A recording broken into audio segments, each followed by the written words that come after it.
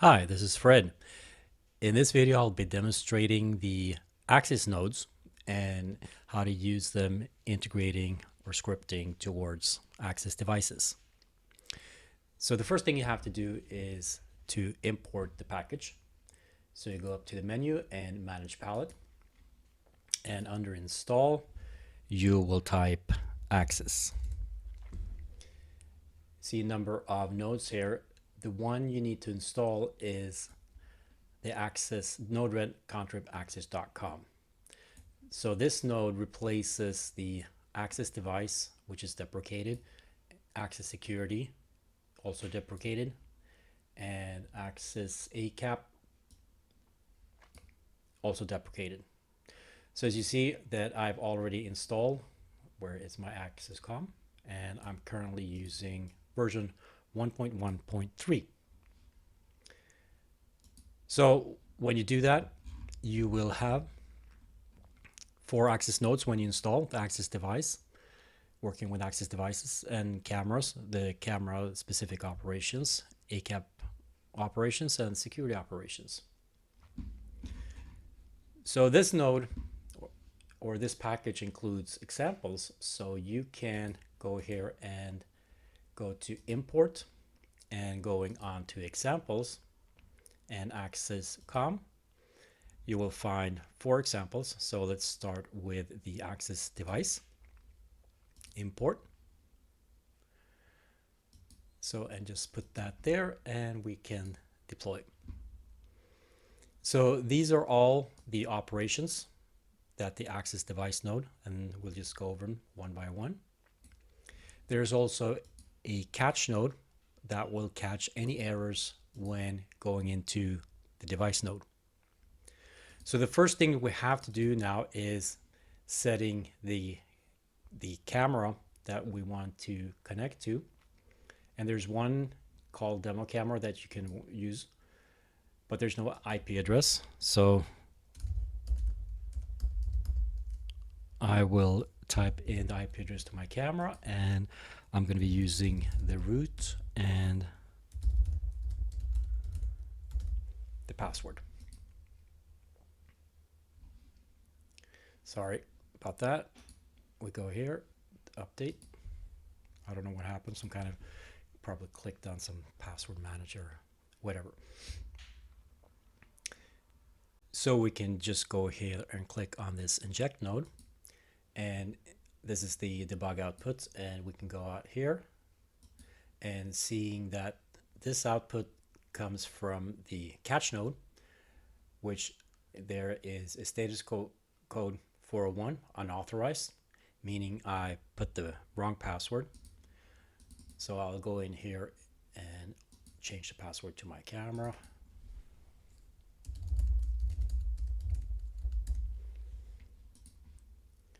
Setting the correct password, deploy, and inject now. And now we get the success output. So this is a Q3536, the type, the host name, IP address. If IPv6 was enabled, I would get that address, the MAC address. The firmware version, yes, it's a camera. If this was an Axis device that is not a camera, it would be false. It does have audio, the serial number, the platform, and the chipset, and the hardware ID. So that was the first operation, just getting device info that you can build an inventory around. We'll reset, and we can just go and list the connections. So these are the same connections that you would see in the camera's web interface. That I have one client here, which is my ACS server. And no, this is the syslog server, and this is the Node-RED. So it's currently not recording on this one. And my other cameras would have a VMS connection too. I can pull up the syslog. So there's 131, and can just go in here and looking at the data. You get the timestamp, time string, severity, and the message.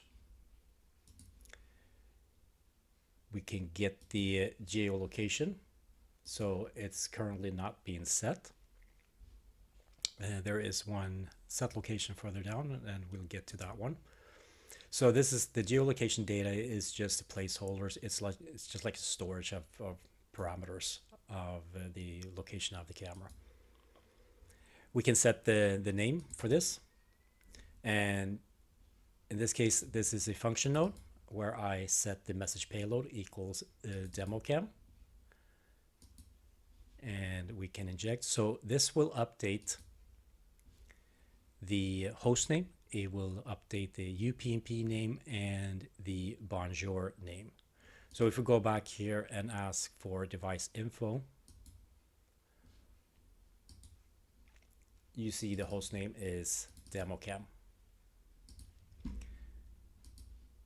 So before we continue that, we can go in here, and if we mark this the node itself, we go up to the booklet, and here you can read about all the operations and the inputs and outputs and what to put in there. We'll go back to the debug view. The same thing with the name, it's setting the time, and what you're setting here is the time zone. You would find these if you Google on the time zone names, Europe, Stockholm, and a list of NTP servers. So I will typically go to the poolntp.org. That's where most NTP servers will point to at the end. And setting the date and time. And it responds back what the same thing that I've been setting. Now I can set location data. So I'll just do 1, 2, 3, 4, 1, 2, 12.345, 2, 3, 4, 5, 6, the rotation of the camera, and then you also have some user-defined text. I will inject that in there, and this is the output that I've sent in. Now I can go back to the get geolocation and seeing that the values that I've just pushed in is the same. We'll clear that one. Go MQTT. So this is the HTTP post. So not all operations are supported in this node, and you may have something specific where you need to do a VAPIX request or an ONVIF request. So in this case, want to set the MQTT client. And when I'm looking at the documentation for VAPIX, so these are all the parameters or properties that you're setting the MQTT client, and I can just make that into a post, and this is the response I get back from that request. So also SOAP or the ONVIF request. So here you need to add the SOAP body. And in this case, I am requesting all the events that the camera can send or fire, and make that request. So this is the response from that SOAP. And here you see all the groups, device, getting into IO, virtual input, and how all the events are declared. And also restart. I'm not going to do that. That will restart the camera. I think it's pretty obvious. And you can upgrade the firmware. So this assumes that the firmware is somewhere on this machine, some path, the firmware bin, and sending that as a, let's see, as a single buffer object. That's important. It needs to be a single buffer object, and push that into the upgrade firmware. And in this case, I get a error message. I can let's set this one complete message object, deploy, and let's do that again. And I'm getting an error, no such file name. So that is the catch node from this node saying that there were couldn't find that firmware because I haven't really loaded the firmware. So we can let's make another tab, and we can import the examples, and getting into Axis.com and going into the camera, import copy. So now we're working with the camera node, as you see on the icon there. These are all the camera nodes. And we can deploy, and getting here. And it's the same demo camera, and the user and password and everything is all set, so we don't have to do that again. So I'm doing here is requesting a JPEG image, and the output is going to be a base 64. I can get that JPEG image as a buffer binary or as a base 64 encoded. In this case, I'm pushing it to a dashboard template with the image source, image data, base 64, and this will translate to the payload, which is going to be the base 64. And we can inject here. And now we should be able to open up a second tab with /UI, which is the Node-RED dashboard. And there you see the image I just took. So going back into this, so I set the resolution 1280 by 720, or I can set that resolution inside here.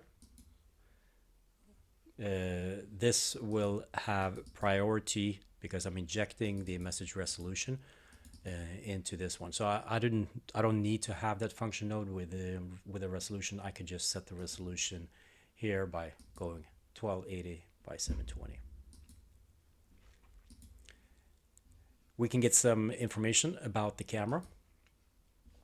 We can see all the formats that it supports, all the resolutions, the largest resolution, the medium resolution, and the smallest resolution. So you could use these property names as input for resolution when you're going to grab an image.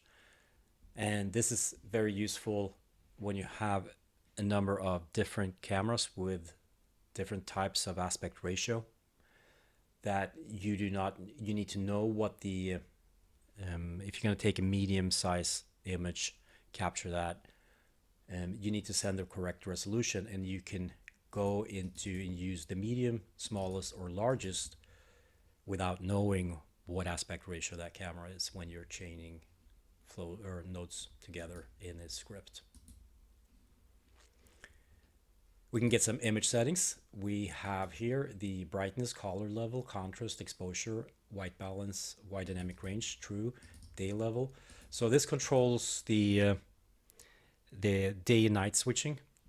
That in this case it's 100, so it will set the IR cut filter to off, and it will not have any automatic. Setting it to 0, it will always have disable the IR cut filter and having the image in black and white, and anything between 0 and 100 will have a daylight switching.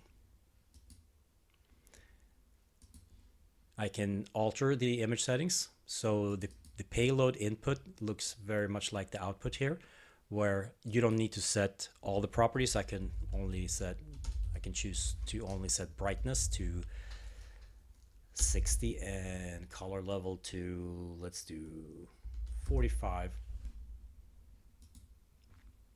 and deploy. And if you would go into the camera, you would see that these settings are now set. So we can, let's see, get the image settings. So we see that the color level is 45 and the brightness is 60.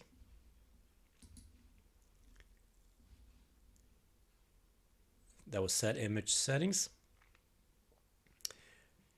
This will list the recordings if there are recordings on the SD card, and I don't think I have any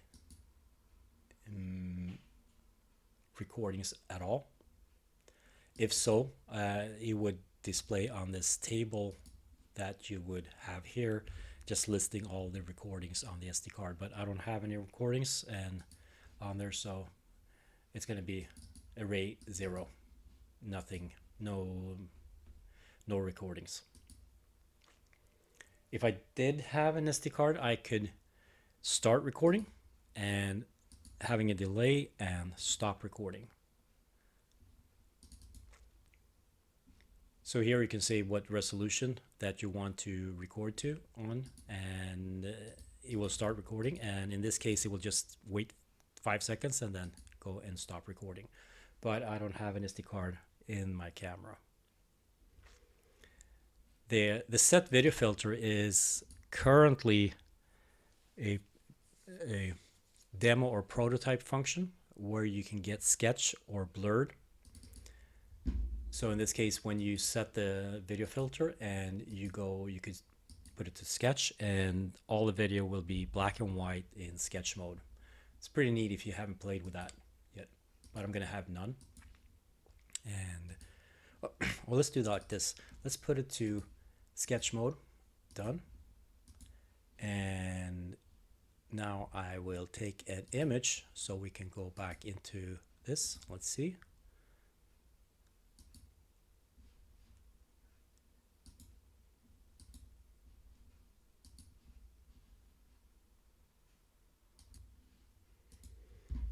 So that was the camera node.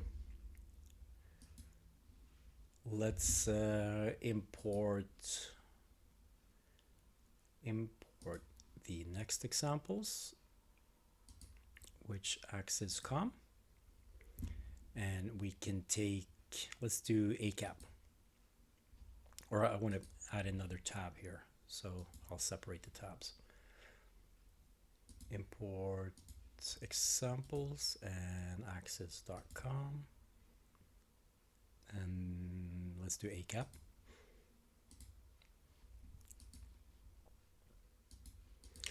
So as you see here, this is the ACAP, and you see that puzzle icon, which indicates that this is in the ACAP add-ons. And the first operations that you can do is ACAP status.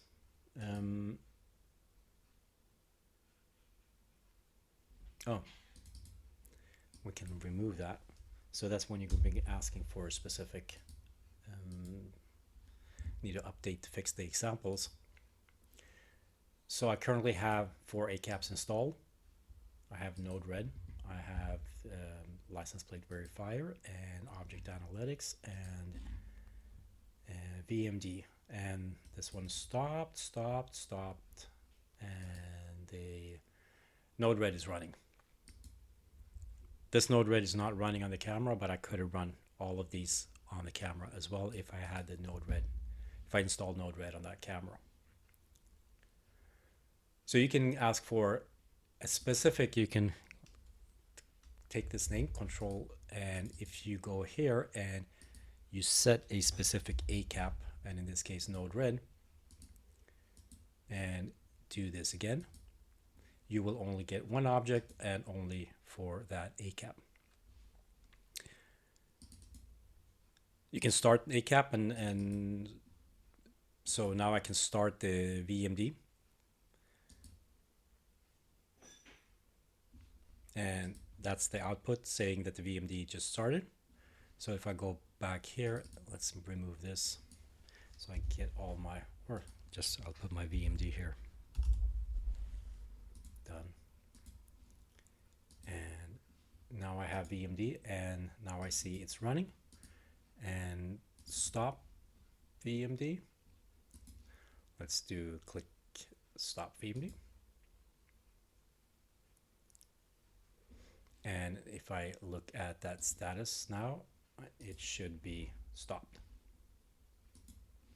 You can remove that ACAP. Not going to do because I'm going to be keeping my ACAPs. And you can install an ACAP. And the same thing with the firmware. It's assumed that you have some EAP file stored on your hard disk on some file, ACAP, single buffer object, and inject, and you're probably going to get an error up there. And if I looked at all these, all the properties, it should have been this one and saying error. Yep, this file does not exist. So those were the ACAP operations, and now we can go to the security. So let's create a new tab and import examples and access com and taking security, import copy.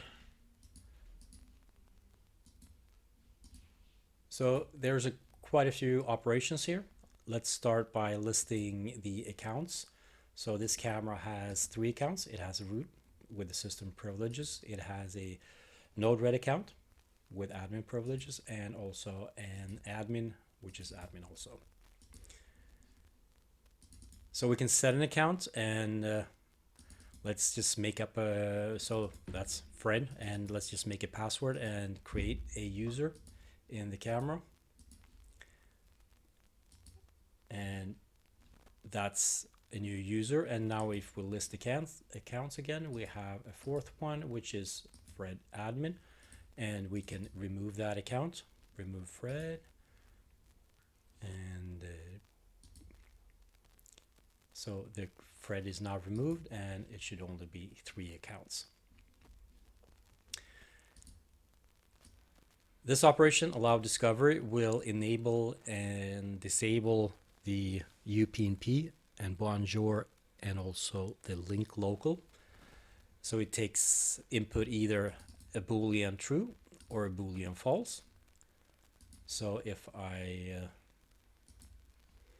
inject true, it will enable all the discovery protocols, and if I inject false, it will disable all the discovery protocols. Same thing with SSH, the SSH server.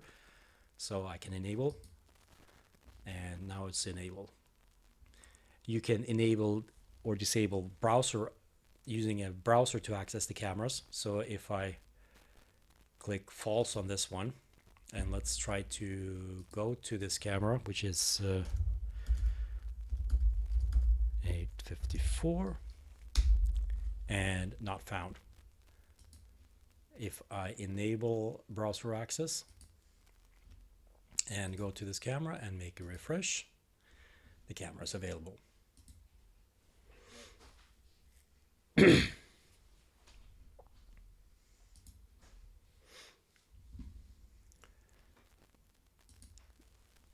You can also set the firewall. You can also set the firewalls and a list of IP addresses.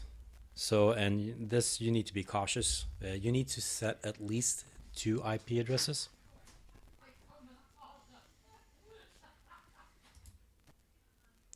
So you should need to be cautious that you can set 1, 2, 3, 4, and you need to set at least 2 IP addresses. I'm not going to be injecting this, because if I injected those, I would lock myself out, and I would need to reboot the camera in order to gain access. But if you send an empty array, it will disable the firewall settings. We can list all the installed certificates. Takes a while. There are 3 certificates installed. So you get the ID, the issuer, and also the PEM for all 3 certificates. You can generate a certificate sign-in request. So currently I'm just setting 3 properties, which is the common name, host domain.com. The C is the country and the number of days before it expires. And if I inject this into request, sign a request, you see it's making the request and it takes a while, and we should get something back very soon.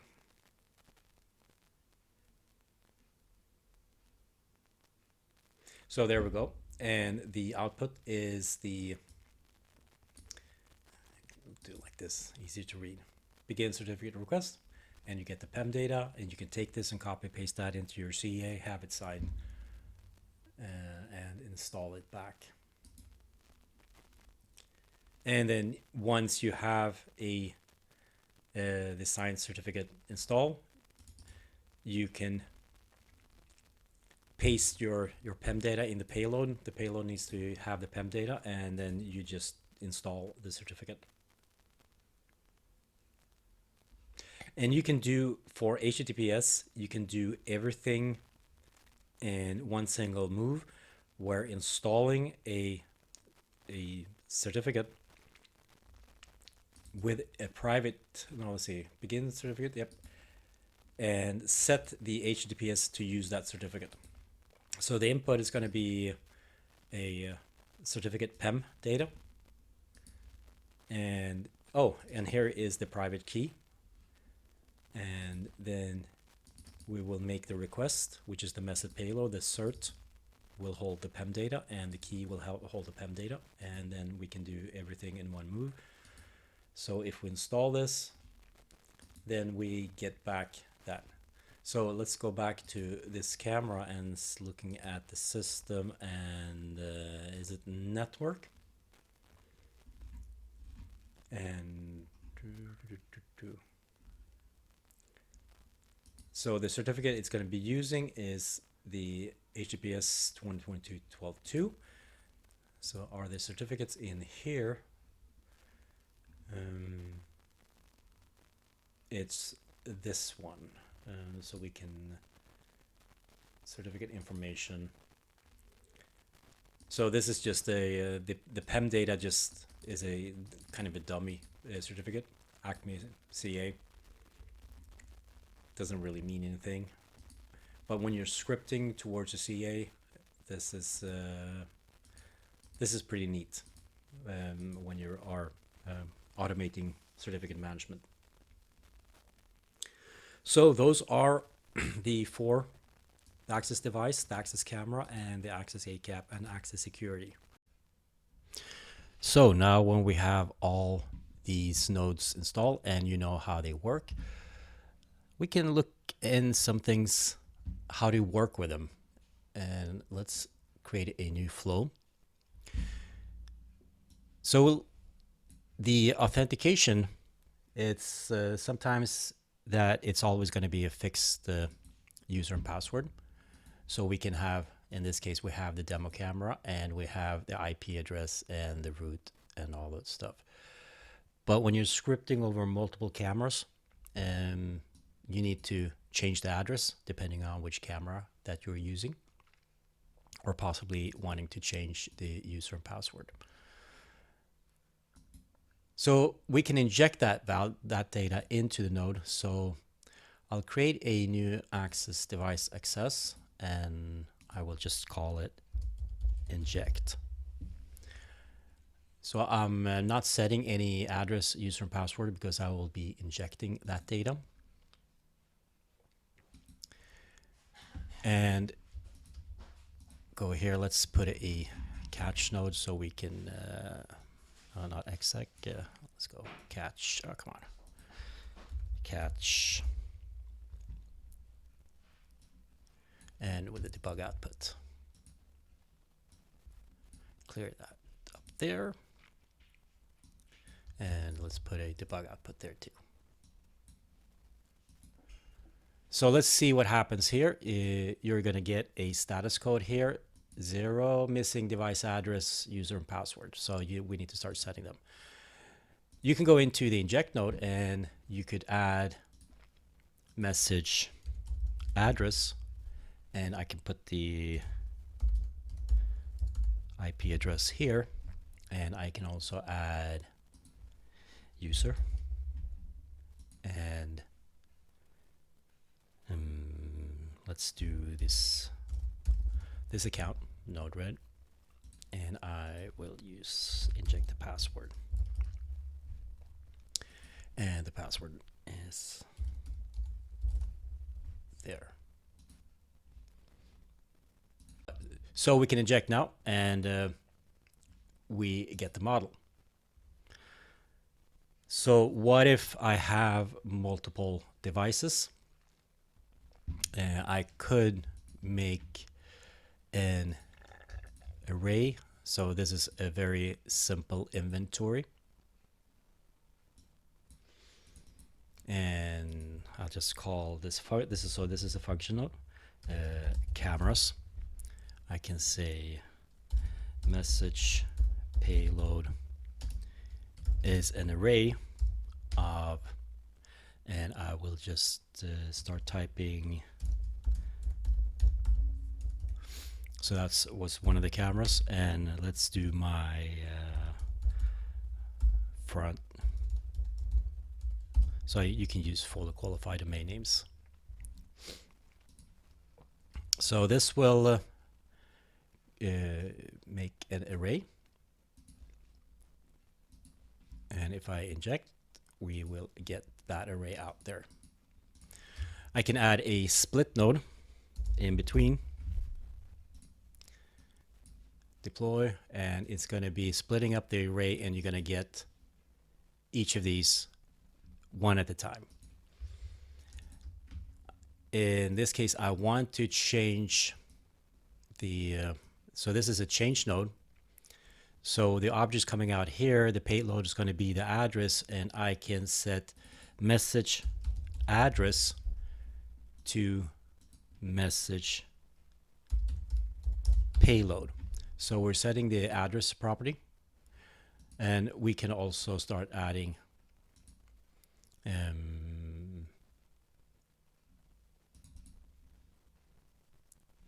let's see.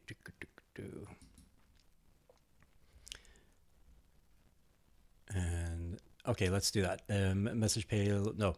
So the message user equals, let's do Node-RED. And you can also set the password. And done.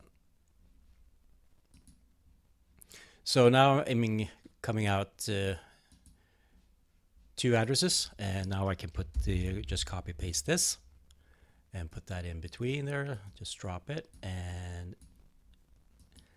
coming here, and now I am, oh, it was the wrong password. It was this for demos purposes with a red node, or it's red node.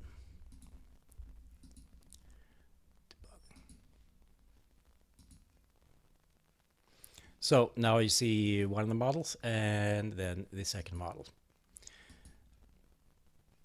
So now you can have if you could have this array taken from a database or from any of the context flows, or building up that inventory if you start iterating.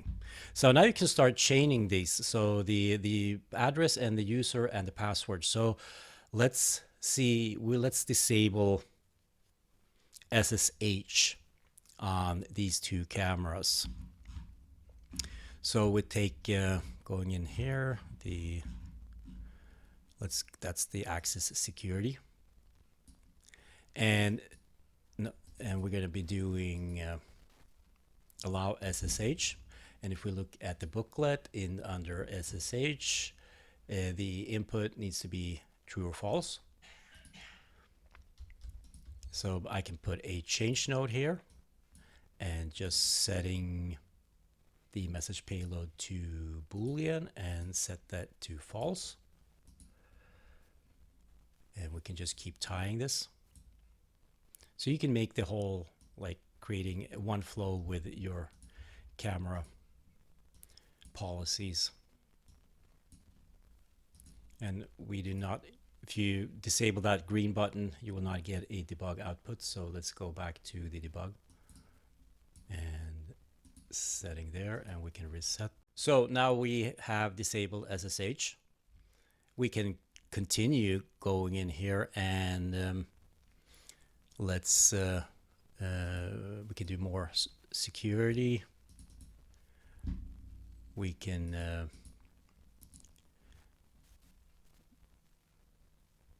set an account, and going into the booklet and set account.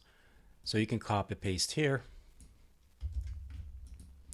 and we can add in change node that we're going to be injecting in this here, setting message payload, and this is going to be a JSON. So we can open up here, we can paste this, and we need to have that curly, and let's do an account called demo, and with a password demo, and it's going to be having, so let's see what were the privileges, the viewer, let's make that operator, just edit that. Instead of admin, we're going to make a, oh sorry, operators, that's, and done. And we can just tie this over here and this one to here and over here. There we go. And let's go to the debug, and there.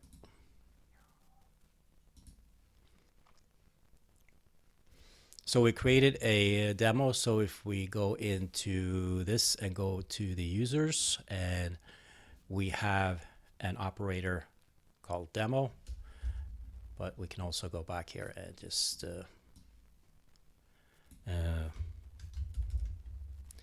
mark this, Control C, Control V.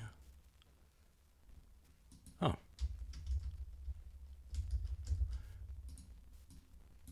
Remove it. There we go. So in this case, the message payload is going to be the name we're going to be removing, and we can just set the message payload to a string, and it's going to be, the account name is going to be demo. And instead of set account, we're going to be using remove account. So injecting this, and it's going to be creating an account and also removing the account, going back here to the camera. Let's refresh F5. Now the demo account is gone. So you can keep chaining this as long as the, so what we did here was setting the property address, user, and password, and they will not change throughout the whole the flow. The only thing that will change is the address that I am taking from the message payload when they're all being split and sent, each and every camera object found there.